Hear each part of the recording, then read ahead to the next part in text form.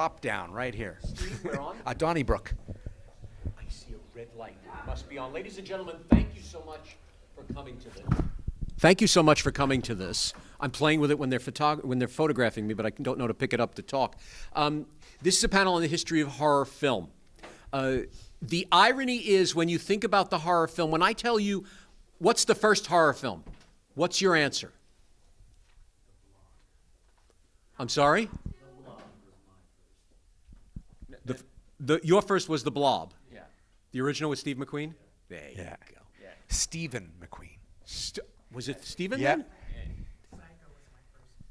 Oh, man. Alfred Hitchcock? You started with Champagne. Yeah. There you go. That's great. I hide behind the TV when I see them. Yeah. I didn't take a shower for a week, and people told me. But what was the What was the very first horror film ever made? Yeah. History. A little more. Nosferatu. Great. Good answer. Mm-hmm. You're about 25 years too late. Yes. Yes. The history of the horror film. You have some very powerful academics up here. should we introduce ourselves? That's what I was going to do. Britt, why don't we start? You're the doctor, so let's start with you. My name is Dr. Britt Rhuart. I teach at Paradise Valley Community College, and I am what is called an ACA-fan, which is an academic fan. A lot of academics, when they write about a certain subject, they want to be removed from the subject, so it doesn't. I like to dive deep, so I write about what I know and what I like researching, which often tends to be horror films, exploitation films, things like that, stuff that a lot of people don't tend to look into as much. And there is a vast array of horror out there that needs to be studied academically, but also you got to have that thing from the fan perspective, because when you write an academic book, most of it is not accessible to the average horror fan, and that is something that is a very much a problem. So when I write, I tend to write so everybody can not only learn something, but enjoy and follow along this journey of research that I do. Let's continue on here. Sir? Oh, you have your own mic. I have forgot my you're own the mic. celebrity. I'm just here for the bean dip. No, actually, my name is S.A. Bradley, and I am the creator of Hellbent for Horror, a podcast all about horror movies. I talk about how horror informs what's happening inside of our culture, and I talk about whether it be movies, books, TV, even murder ballads, songs, plays, how much horror is involved in everything that we do, how much it has changed my life. I also wrote the book called Screaming for Pleasure, How Horror Makes You Happy and Healthy. Yes, it's not going to cure your lumbago, but it's going to take care of these little things inside of your heart and your head. It's going to scratch the itch that you don't know that you've got, and I spend a lot of time talking about that. What I like to say about what I do, is that I am here to remind the normal people that used to love horror movies, and they secretly still do. I'm Jay Michaels. I'm the host of Phoenix FearCON. Not to be confused with Chris McLennan, who created all of this. So when you see the majesty, that's her. When you hear the bullshit, that's me. Yes, her satanic majesty herself. I'm a professor of speech, communications, and theater at DeVry University, at Kingsborough College, and at the College of Staten Island in New York. And when I was 7 years old, I was challenged to watch something that I said I would never watch in my life, and that was a horror movie. I was challenged to watch an episode of Creature Features on Channel 5 in the Bronx in New York, and I was scared to death. And I was tantalized as much, and I never looked back. And for 50-plus years, I have been charting and notating them. I've written books on the subject. I've written theses on the subject. I have a book that I'm working on now. Basically, it's called The Monster in the Mirror, and why we identify with these horror movies. Think about the last time you saw Dracula. Who did you root for? The guy in the suit who killed him, or Dracula? Thank you. The last time you saw Star Wars, could you be more excited to see Luke Skywalker stroll on, or to hear dun, dun, dun, dun, dun, dun, dun? Psychologically, we identify with these characters, and we always have. When you look at the timeline of horror movies, you are seeing American history when you get down to it. we're going to talk about where it all first started. And it seemed to start around the same year. It started in 1897. A French playwright named Oscar Métainier, who my colleague here is definitely going to elaborate on, he created something called the French Theater of Horror, which was called Théâtre du Grand Guignol. And what that was a bloody, gory live show. You went to an old burnt-out church in France, and you watched arms get cut off and people die. They actually had to employ a doctor in the audience because the special effects were so terrifying for that era that people used to faint. The first Alice Cooper concert. There you go. What they did was they went to the local butcher shop and said, "Can we have meat that you are not using? And we will use it." And so they got cow eyeballs and pig entrails. And so on stage, they would stab someone, and then the secret lining in their vest would open up, and the guts would fall out. You would smack someone on stage and go, "Ah! Ah!" And there's the eye. It was so terrifying that people from around the world came to see it. Several notables that came to see it. One was Joseph Goebbels. It says something about this is where I get the idea in terms of the psychological aspect. When you think about the fact he came to see it, you had to wonder what was going through his mind in the late 1800s. Another group that came to see it eventually started something called Hammer Films. And around a few years after Hammer Films started, that's when Théâtre du Grand Guignol closed. Ironically. Because once the gore of Christopher Lee and Peter Cushing in Hammer Films appeared on the screen, you didn't need to fly to France. And sex. To see it. And oh, so much sex. Horror films then started shortly after that. Britt is going to talk about Georges Méliès. Geez, the French were real perverts, aren't they? Before I get into Méliès, got to talk a little bit more about the Grand Guignol. If anybody ever wants to track down posters from the Grand Guignol, like I don't know how they got away with printing these posters in the 1800s and early 1900s in France because they are so explicit. Like we see all the images out there in the vendor hall of people being cut up and everything. These were the actual posters for these plays. But the great thing about the Grand Guignol is when you went there, you went to see a series of short plays. You didn't just see the gore plays. You might have a body sex comedy in the middle of it. It was what Métainier called, and I'm going to horribly butcher this because I don't speak French, la douche écossaise, which is basically moving between hot and cold. So you don't just have horror, horror, horror coming at you. You have horror, then a little bit of laugh, then horror, then, oh, this is a really nice little romance, then horror. And you got this new type of experience. But of course, also in 1897, you have Georges Méliès begins making films and makes films like, what was the haunted house movie that he did? The Haunted Castle. The Haunted Castle. It is the first time you see a vampire, a ghost, a dancing skeleton, basically on a screen. You also have Méliès's The Monster, which is really a very interesting piece for about 3 minutes. Méliès is probably best remembered for A Trip to the Moon, Yes. Which, if you've ever seen the shot of like the man in the moon with the rocket in his eye, that's from the first science fiction film. yes. And so Méliès, was known for his special effects. He was a magician. He was a toy maker, and adapted that into this new piece of work called cinema. And you look at his work now, and the effects don't really hold up, but you have to put yourselves in the context of being in the early 1900s, late 1800s, and seeing this and not knowing how camera tricks are done, not knowing you could stop the film and then restart the film and have somebody appear out of nowhere. With The Monster, I think it's great because you have this guy in what's apparently ancient Egypt because there's a sphinx painted on the back mural. You're right. And he's got this big pile of bones that he puts a sheet over, and it rises from the grave and becomes this monster. It does this weird monster dance. In fact, if you could hold the microphone, I'll do the weird monster dance for the monster. Britt does the weird monster dance for you, everyone.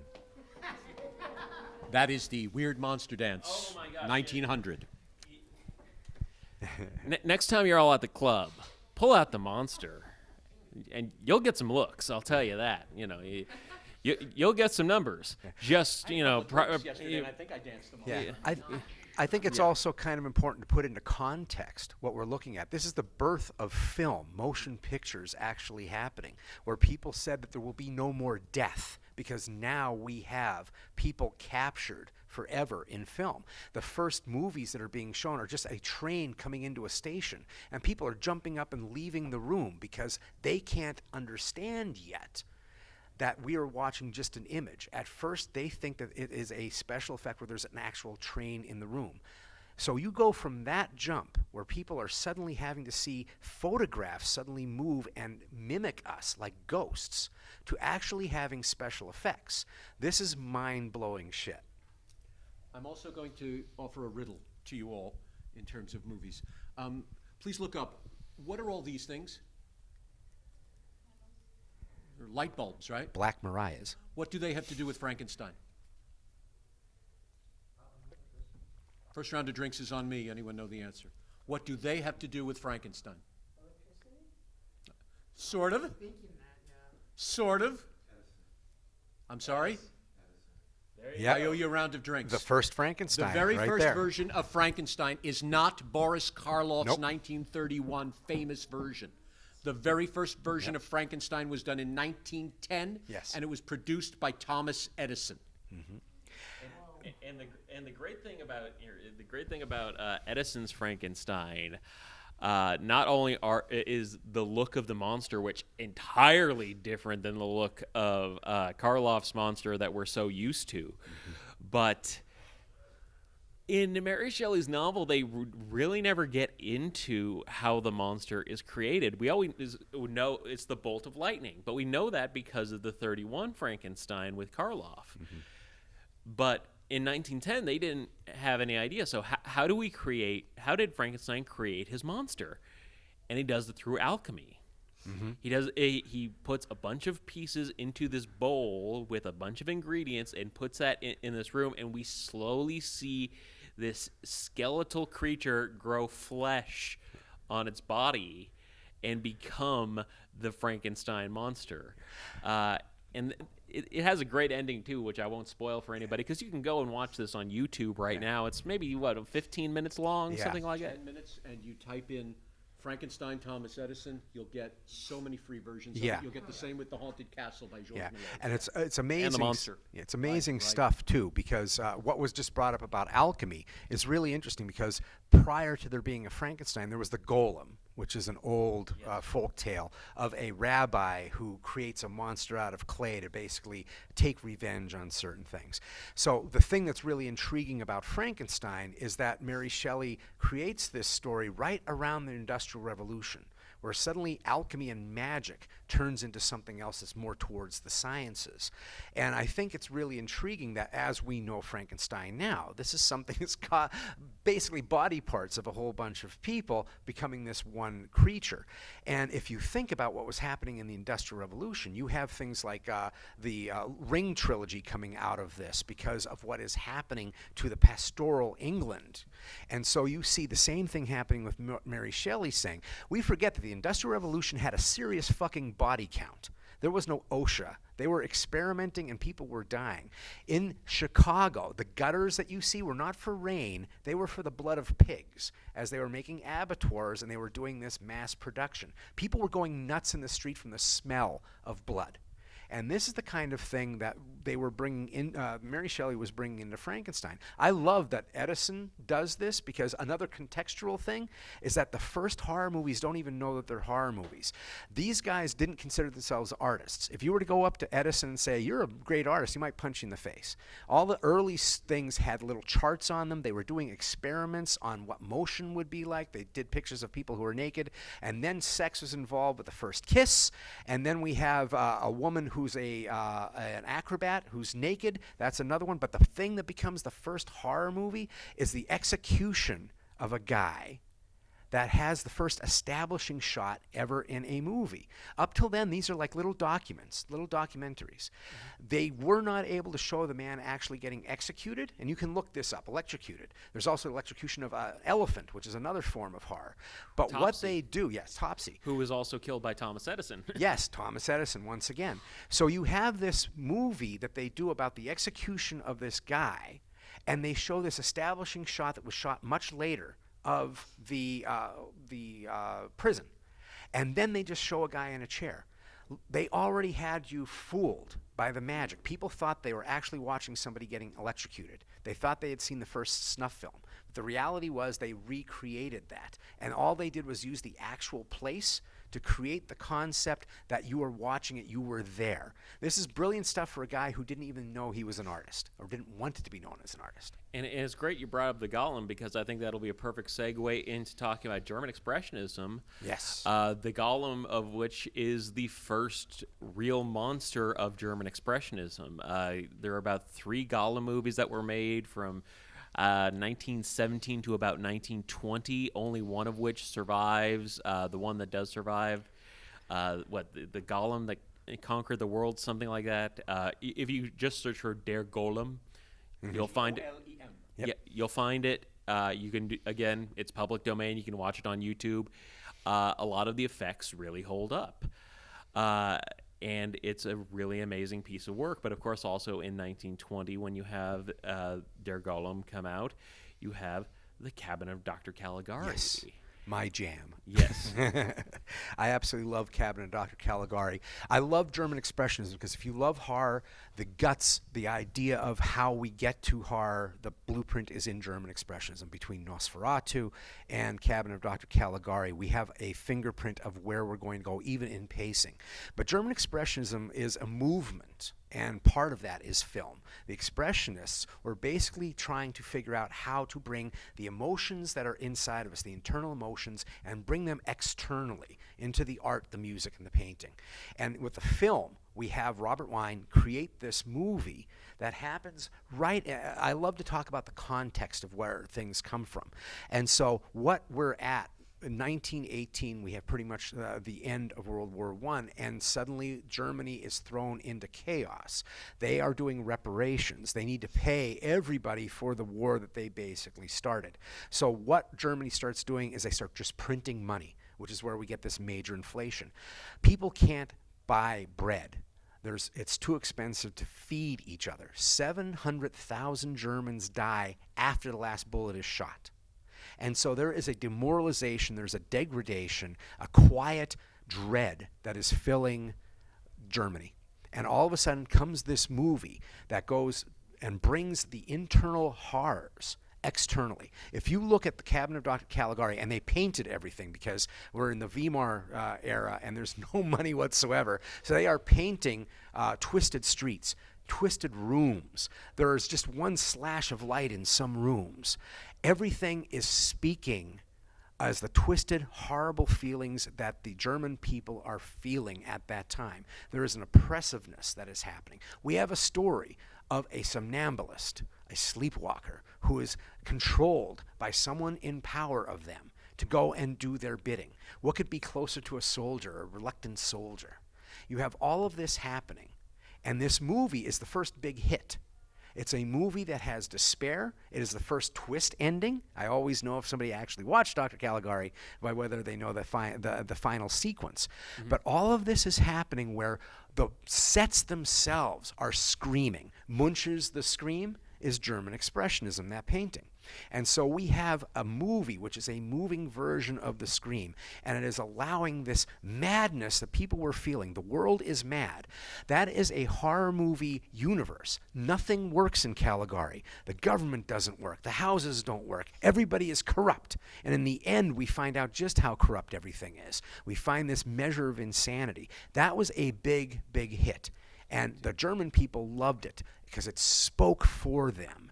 And that's one of the things that I think is so important about not only German Expressionism, but horror itself. It is here to help us articulate the emotion that we cannot articulate. I may not have any idea why I am upset, but if I watch a horror movie, it speaks for me. Because I don't necessarily, art does not need to be intellectual, but it needs to be emotional.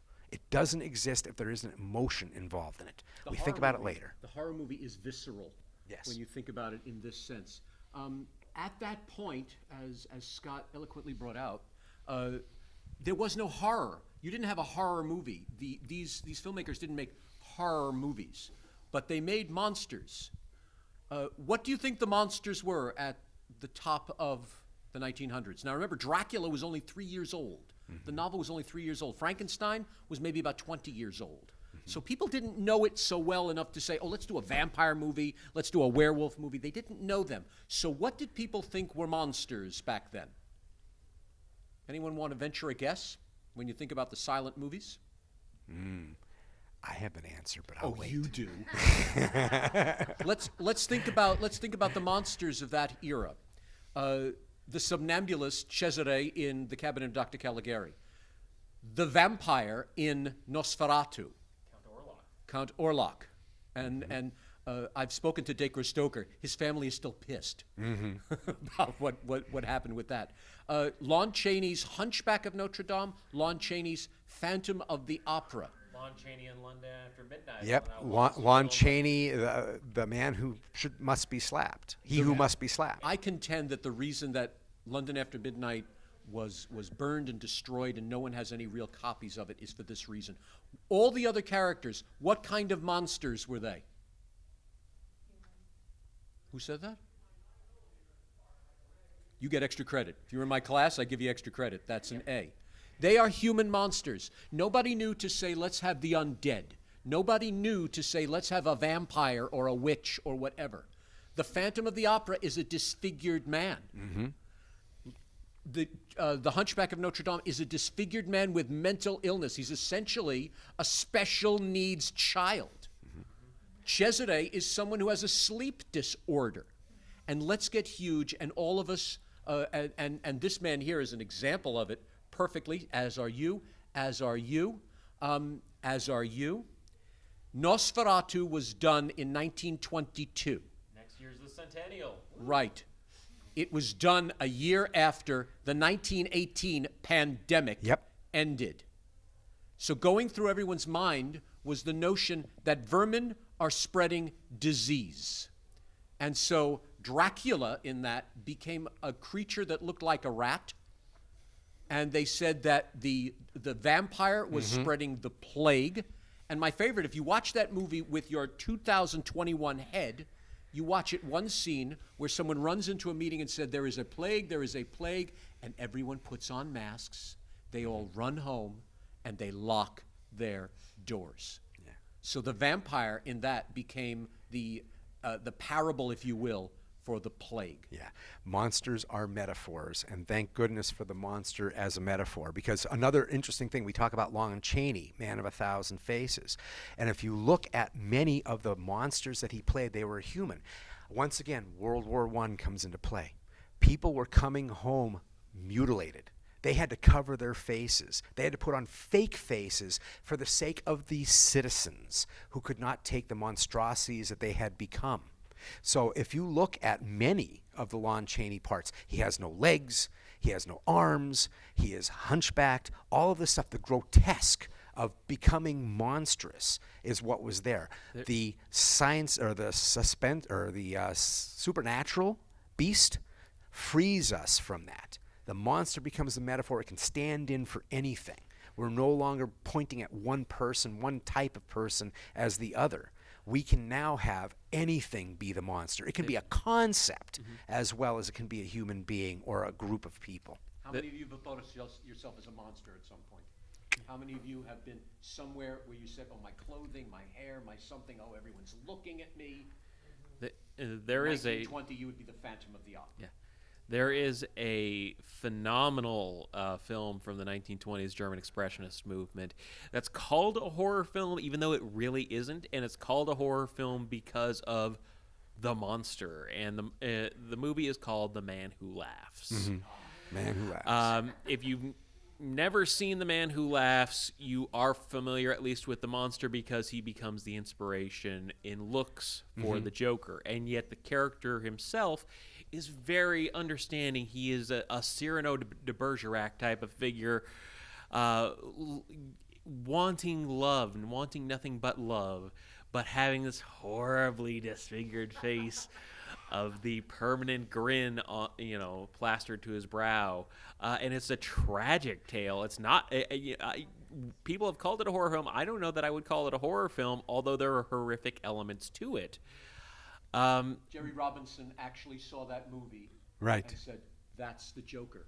Joaquin Phoenix saw that movie and researched the actual disease where you get nervous laughter when you're tense. In Phoenix's version of the Joker, there's a scene where he's beat up on the subway and he's laughing. And it's not because it's funny, he's in terror, but as they're beating him on the subway and he's going, it's horrific. We looked at people and we said, you're the monster. And so that's where it all began on that level. And then in 1931, Universal comes out with Dracula first, and then comes out with Frankenstein, and we get the birth of the Universal monster. Let's talk timeline very quickly before we get into that. What Yes. was happening in Europe in the 1930s? The rise of fascism. What was happening further? What were the rumblings that hit us on December 7th, 1941?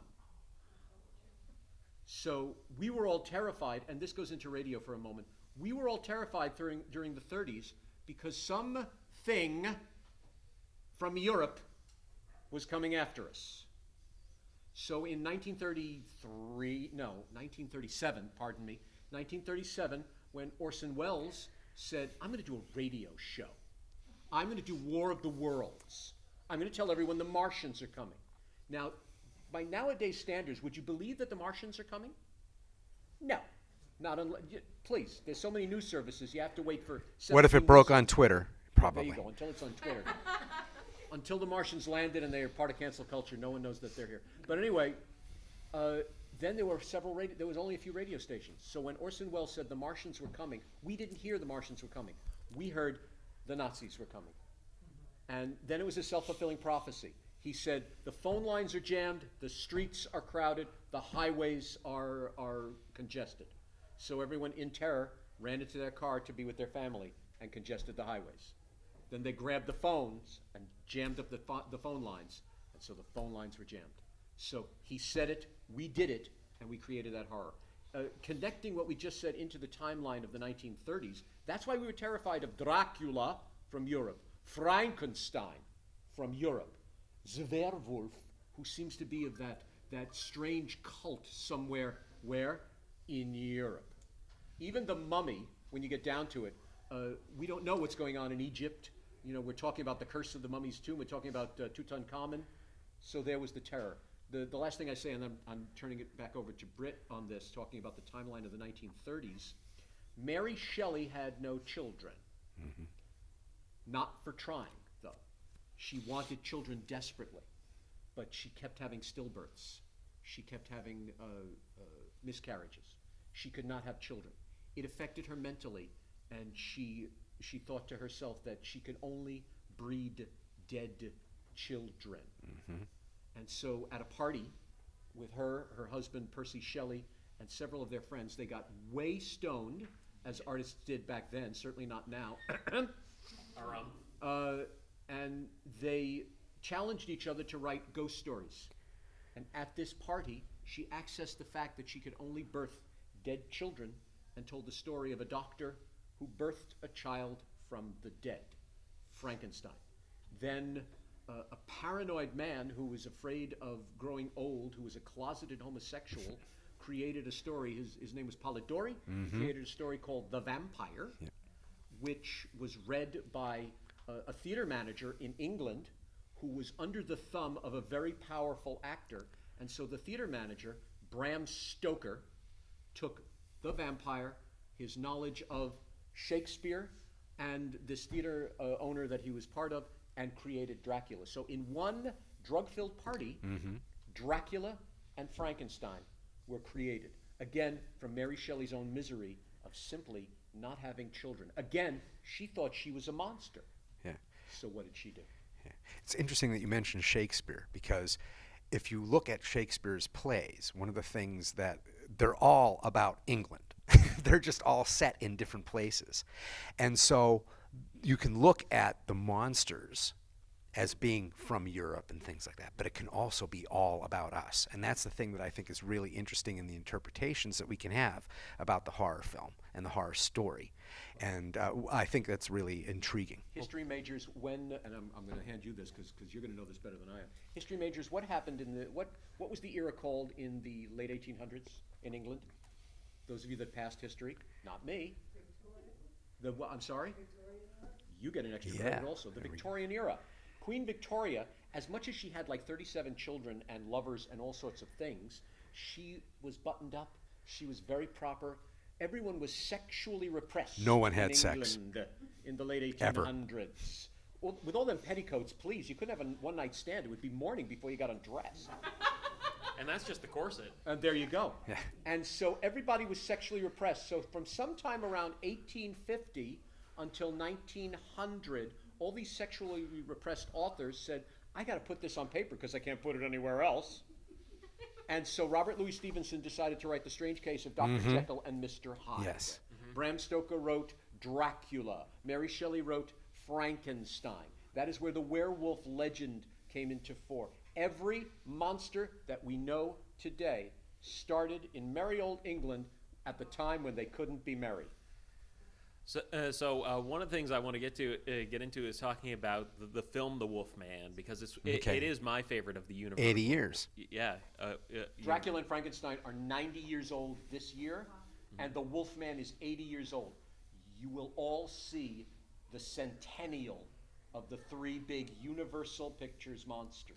For the more modern folk, this weekend is the 40th anniversary of The Evil Dead. Yeah. Yeah, now I feel fucking old.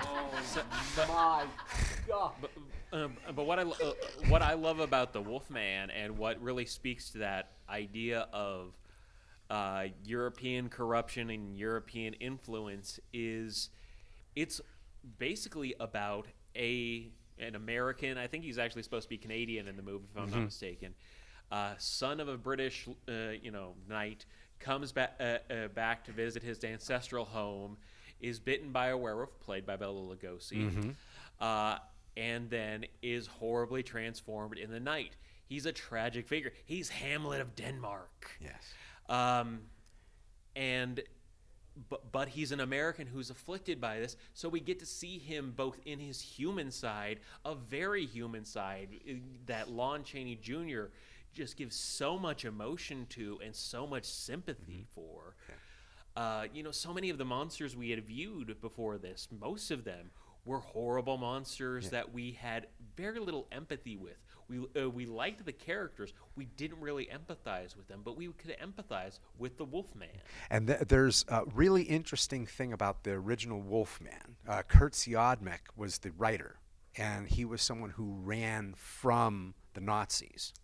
There So were a he lot of felt, those people coming into so there Hollywood was at that this time. whole feeling of being the other, being cursed because of something that you were. But what's really intriguing about the Wolfman, the original, no silver bullet, and there is no moon.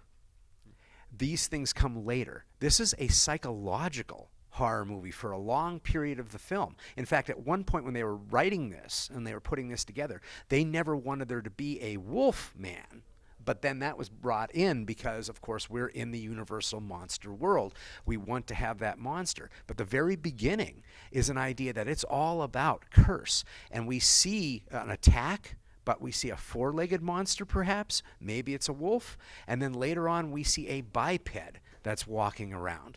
So there's a lot of really interesting things that happen inside of the Wolfman. But the idea of the original curse is what I think is really intriguing about it. And the Wolfman has always been this thing talking about a repression, right? You're talking about something, the animal inside coming out. And I think that that's one of the things that makes... I was always most scared of the werewolf. Because the werewolf was like spazzy. He was crazy. He was angry all the time. And when you saw him with that crazy quaff, it was just like, whoa, this is insane stuff. I love that. The great thing about the Wolfman as well is one can view it as one of the first feminist horror films, because who is the expert in every single horror movie? It's usually a dude, usually a scientist of some type. Yet who is the expert in the Wolfman? Has seen 1942's The Wolfman? 1941. 1941's The Wolfman, excuse me. I'm sure I've seen, but My son, I will tell you, even the moon will tell you. Maria Maleva. Ushvenskaya. Yeah, Maria Ospinskaya playing Maleva, the old Romani woman. We can't say gypsy anymore. Right. I just don't, but that's why I said Romani. The old Romani woman who happens to know all of the legacy, and even though, and this is not a spoiler for the end of the movie because this happens in the first 30 minutes of the film, Lon Chaney kills Bela Lugosi's Wolfman, the Wolfman who turns Lon Chaney into the Wolfman, and Bela Lugosi's character is Maria Ospinskaya's son. She never holds that against Lon Chaney. She knows he was killing the wolf, not killing her son, and she, in fact, embraces Lawrence Talbot, Lon Chaney, as the Wolfman, and embraces him as her own son. Continues to do that in Frankenstein meets Frankenstein meets the Wolfman, which first real crossover of the monster movies, and we would soon get too many more within the Universal franchise. Trivia of Frankenstein meets the Wolfman. It was going to be done far more intellectually. Frankenstein Monster, if you remember the movie before that, which I think is the Ghost of Frankenstein, or one of the other Frankenstein movies. Yeah. When they put Igor's brain in the monster, he goes blind. And they wanted to keep that in Frankenstein meets the Wolfman. And they hired Bela Lugosi to play the monster in that. And the original script had the monster blind. And speaking with Lugosi's voice. Exactly. Cut out all of Lugosi's And dialogue. that's why, if you watch it, he looks like he's blind. Yeah. But then they cut out that entire plot. So instead, it's a laughable movie because it looks like he's doing the monster very badly. But and the funny thing is, we don't even get the Frankenstein monster until about 40 minutes into the movie. It's just following Lon Chaney's, Lawrence Talbot as he's searching for a cure to his, werewolfism. And who does he go to? First, he goes to Maleva, and then she says, "There is a man of science who might help you," and she's talking about Dr. Frankenstein, who unfortunately by this point, this is about the third or fourth Dr. Frankenstein, somewhere in son there. of The son of the grandson, the third cousin thrice removed. Exactly, but it's science that they turn to, and it's eventually science in a later, I think it's House of Dracula, that Lon Chaney gets sort of cured because if you want to include Abbott and Costello meet Frankenstein in the whole continuity, he reverts to being a Wolfman again. I want to move us a little along because we're only in the 1930s, but yeah, I'm looking at time. Into the 1940s, yeah. The one thing which I want to say, here's the next pop quiz. Why were all the movies Monster Mashers and funny in the 1940s? Why the late 40s? Oh, I know you know. Why in the 1940s did you get Frankenstein meets the Wolfman? Why did we have all these wacky, silly movies? Why did Abbott and Costello need to meet Frankenstein? Why in the 1940s do you think? the war, right? What about the war? Being over. Yeah. Thank you. Yep. Thank you. See, oh my God, everyone's getting A's in this class. Yep. The war was over. Now, the same thing was happening with comic books. In the 1940s, we had Captain America punching Hitler on the cover of something. We had Superman, wrestling Mussolini. We had all of this, and then suddenly in the 40s and into the 50s, these characters were laughable because we won the war. Mm-hmm. We didn't need to look at the monsters as our cathartic, European enemy, and we needed them to win. We won them. So now we're making fun of them. Yeah, not only that, but people had seen real horrors in Europe and didn't need to see all these old Gothic horrors anymore. So by the time we get to the 1950s, horror kind of dies for a little bit, except for at the drive-in, where a new market emerges, and that is the teenage market. The first teenage market. Before that, those of you who will remember it, I remember it. Remember in your public school, there was the little sign I remember that looked like, the fan. What was that? What was that sign for? Thank you. Yep. The 1950s, our new enemy was going to be dropped from another country somewhere and blow us off the map. Stop, So- drop, cover. So we stopped thinking our enemy was over there, and we realized our enemy is over there. And so we're waiting for the bomb to drop, but until then, we're waiting for Mars to attack. Yeah.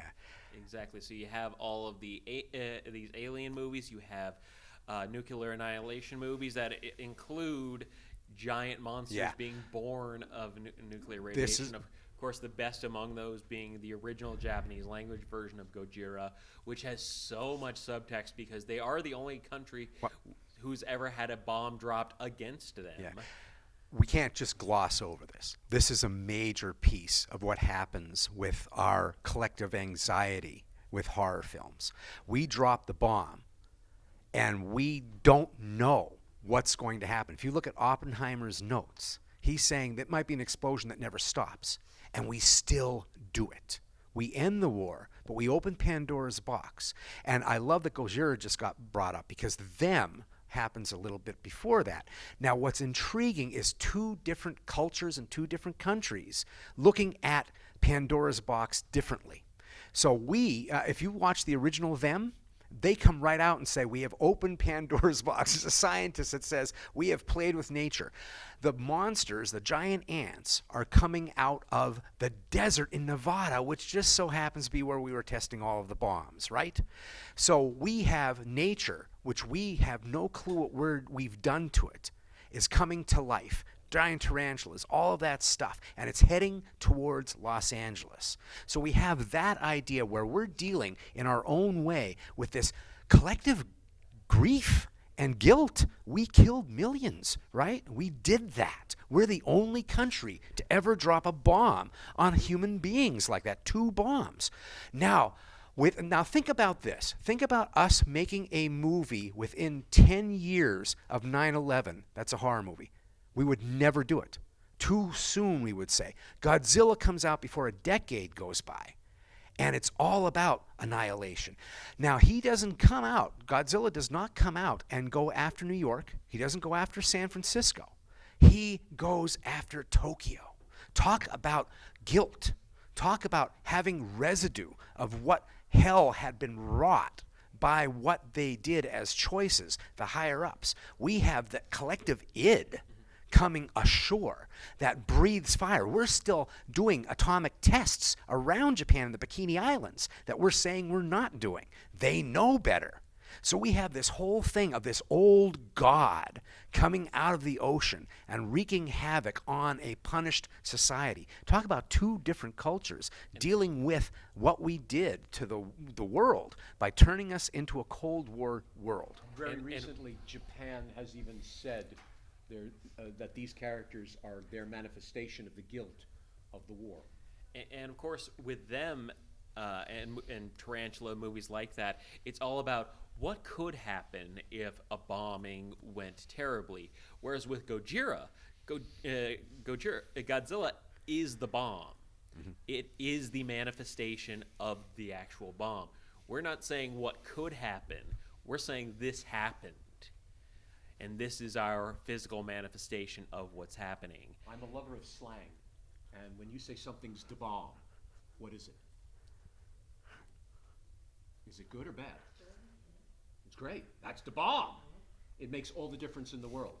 So of course, when you say Godzilla is the bomb, and we're talking about the bomb, this is something that makes a total difference. This is something that changes the paradigm of the way we look. So when you say something's the bomb, it means it's changing your entire outlook on life. And a little play on words, balm as in B-A-L-M, soothing salve. If we're talking about how horror itself can release an angst that's inside of us, then Godzilla truly is the bomb. Mm-hmm. It allows that scream that's inside of all of Japan to feel. They actually feel seen and heard at that point. It becomes huge. And of course, the other thing that the 50s are known for, besides the drive-ins and the teens going to it, is that's when Hammer Film is birthed. Yes. And we have the classic Universal monsters come back, but this time they're in color, there's sex, and there's violence. And that brings in a whole new wave of horror films into the 1960s, where, yes, we still have the Frankenstein monster as a villain. But you know who's a worse villain? Dr. Frankenstein. Ha ha ha ha. We have the human monsters return. We have Norman Bates. Mm-hmm. We have people, we have very human monsters start to come in the 1960s because we had just been coming out of, an era. Can we trust our neighbors? Who can we trust? Is our next door neighbor a communist? Or is our next door neighbor an anarchist? Somebody who's going to do something? And What happened in 1963 that made us decide, I don't think we want to trust our government, because that's where it all began? Whatever you say now when you sit there and say, oh, that guy and that politician and that whatever, when did it start? What happened in 1963? Day we lost our innocence. Other than my birth. I'm sorry? that McCarthyism was the 50s, and you're right on Yeah. that. yeah. And this, ironically, that I s- probably fueled this. Yes. November 22nd, 1963. What happened? The grassy Thank knoll. you. The grassy knoll. The president is shot. We look at our country now and say, somebody killed the president. Yeah. So the person that's supposed to be perfect was killed. So, What does that do to your mind? Somebody who a lot of the country put a lot of faith in as well. who And was very much beloved by A lot of animosity as a well. lot of animosity, but a lot of hope and idealism. Camelot, it was Yes, called. Camelot. So we as a country, drugs, promiscuity, revolt, protests, anti-war, anti-government, we become a very skeptical world. So who are the monsters now in the 60s? We're back to each other. Yeah. But thank you. Yeah. Thanks, Laura. But we're back to it being us. But we have now had 60 years to learn about the vampire, the werewolf, the creature, and all of that. So we have the insane man. We have Norman Bates, which is Ed Gaines. Yep. And we have so many other serial killers. So now we're putting them on the screen. But we've had all these monsters. So who else comes in the 1960s, the late 60s, to be the monster? And they're the most profitable monster today. The what? The zombie, or the living. Yes. Now let's go back to now let's regenerate a story. Oscar Metenier, Oscar Metenier went to the butcher shops. Thank you.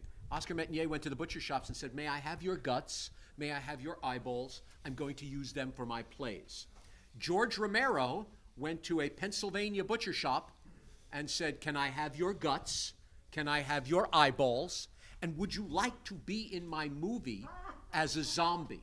If you'll give me all of those kidneys, I will put you in the movie. I'll give you $1. So when you watch Night of the Living Dead, you are watching the members of a Pennsylvania town become the first zombies. And when they sit there going, ah, that's Fred's Butcher Shop somewhere who supplied them with the gore. And that's the first time zombies ate flesh. So in that movie, every zombie that you see nowadays started from that movie. Absolutely. It was a combination of the ghoul and the zombie. Everything that comes before this, the 1940s, I Walked with a Zombie, produced by Val Lewton. A wonderful zombie film. White Zombie, 1932, 33, I can't remember the exact year. A little late. No, you're right, 32. You're right. Lugosi. All he's doing is controlling a dead body. He's Yeah. not having that dead body eat anyone. No, there's no brain spilled. It's all about controlling the dead body. Yeah. But now the dead body is under its own locomotus. Is it able to travel on its own?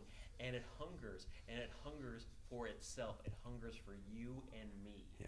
Romero talks about this a lot. Well, he did. God bless Romero. He talked about this was his blue-collar version of what we are. He said the other ones were always about plantations and stuff like that. It was just worker disputes. This was a revolution, right? The young eating the old idea falling apart, but also the concept that you cannot ignore the problem. Even if the problem is slowly creeping up on you before you know it, if you take your eyes off of it, you will be surrounded, just like it is inside of that barn. And I think that that's one of the things that's so great about Night of the Living Dead. Not only does it give us a new metaphor, but it also talks about this anger that he was feeling, so many people were feeling. The civil rights movement has devolved into violence. All of this has devolved into violence, and this is basically him saying we blew it. And it's such a strong ending, 50-some years later. I watched this movie with people who are seeing it for the first time in a movie theater. They laugh for the first quarter. And then slowly but surely the claustrophobia starts taking over. And by the end of that movie, they are feeling suffocated. And then you have the final moment, and it is still a gut punch, mainly because we haven't learned that much. But at the same point, it still holds a lot of power, and it's one of the great metaphoric horror films that's out there. At some point after this show, I'm going to have my table. If you want to come over and talk about how I think Invasion of the Body Snatchers is possibly the perfect metaphor film, I'm more than happy to talk about how it can be two sides of one coin. Let me ask you, when you die and you come back, where would you go? Oh, nice. Well said. Where would you go? If you dug yourself up from the grave, where would you go? Where would your brain put you to go? Think about Dawn of the Dead. Where do they all go? Well, They go to the mall. they go to a shopping center. right. Now imagine you rise from the dead, and there's very little left of your brain. There's just like animalistic urges left. You're going to go shopping. We're now into the 70s. We're now into the 80s. Let's talk slang again. What slang started in the 80s? Those of you that remember, greed is good.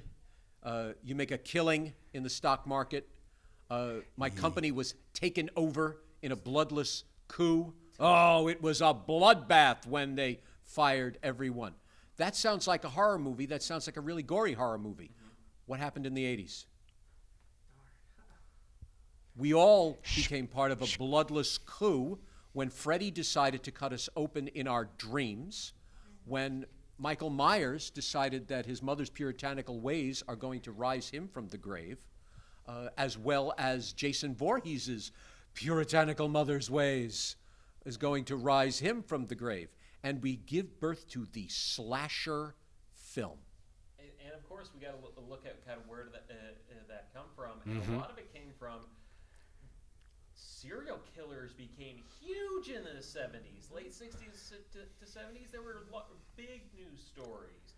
And so the idea of having a slasher, having a force that, human being that kills a lot of people in a sequential order is engaging. It's something that can draw somebody in, whether that just be the actual true story or be the actual film. And then we have 78's Halloween, where it's not just a human, it's a shape. Yeah. There's that word. We get back to the very roots of horror. Don't go into the woods. Don't go into the horrible, terrible, darkness. Michael Myers is human, but he is also the unknown. He is the boogeyman. Now let me ask you, because we're running out of time, so we're going to jump a bit. Yes. The boogeyman. Who's the boogeyman? Where do we get the notion of the boogeyman? Who controls the boogeyman? No, he controls everything else. I'm your boogeyman. That's what I am. Now, those of you who've gone to church in your life, who controls the boogeyman? Who made you do it? Old Scratch. The devil. I'm not going to ask you to say this because this is a private matter. Think about your feelings on religion. Think about how you are taught religion and how you feel about religion today. Now imagine what that religion morphs into in terms of the horror film. And suddenly we have exorcisms. Suddenly we have demonic nuns. Suddenly we have ghosts that are coming back and haunting people or, touching people in inappropriate ways. Suddenly we have haunted children. And the 90s gave us everything from Insidious, though the Insidious came into the 21st century. We suddenly see the ghostly monster. Suddenly we are brave enough to say, okay, we conquered Europe, and so we don't need Dracula anymore. We conquered, well, we at least know where the Russians are, so we're not worrying about the bombs so much, so the alien creatures don't have to land. We've been through the protests, so now we can all survive a zombie apocalypse. We have stopped putting corkscrews and knives and razor blades in places where serial killers can get them. Who are we afraid of now?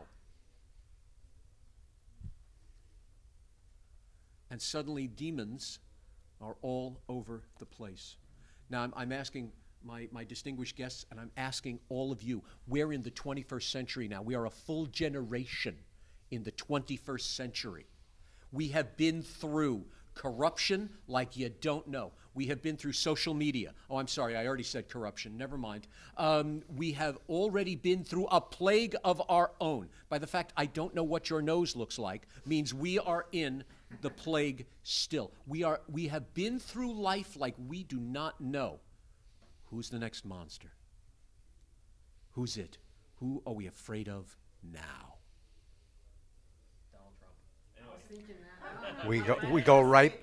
We go right back to where it all started. I mean, prior to there being film and things, we have the first campfire. There are two stories. The first story is a story of welcome. We love all of you. You are my tribe. We have the sky and the earth. Thank you, the Creator, for allowing us to have this food and this fire. That's the first story. We are all together. The second story is don't go into the woods. There's something in the woods that's going to take you.